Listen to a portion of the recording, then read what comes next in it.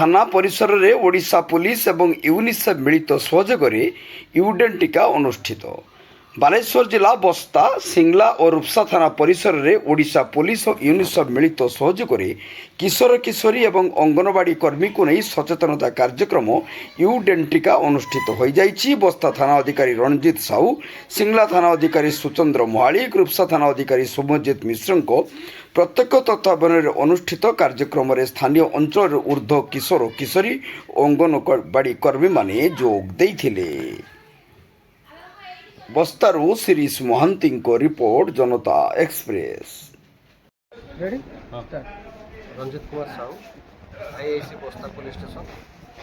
आज सारा राज्य में जुवेन टीका पर्व पालन होशा पुलिस यूनिसेफ सहित सहयोगितार प्रोग्राम हो प्रोग्राम किशोर किशोरी मानू आधारित करके प्रोग्राम को करा कारण आजिकल दुनिया रे किशोर